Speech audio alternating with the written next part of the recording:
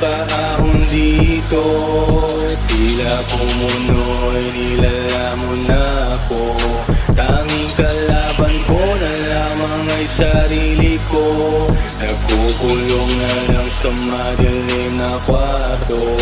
Tuyo na ang luha sa mga mata. Lahat ng pagkakamali lang napansin nila.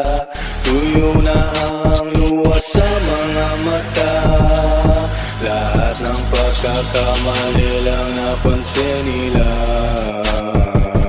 Ayaw ng liwanag, di lumalabas ng bahay. Puti itim na kulay ang gusto ng aking buhay. Natataranta na ako at minsan nalilito. May bumubulong bigla sa tenga ko.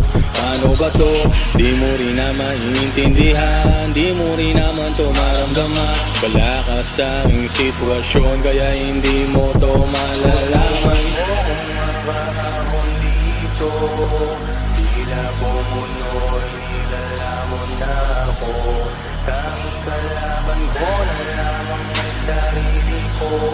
Nagkukulong na lang sa madilim na kwarto. Tulungan mo kung makaahon dito, tila pumunoy, nilalamon na ako. Tanging kalaban ko na lamang ay sarili ko. Nagkukulong na lang sa madilim na kwarto. Tuyo na ang luha sa mga mata. Lahat ng pagkakamali lang napansin nila. Tuyo na ang luha sa mga mata. Lahat ng pagkakamali lang napansin nila.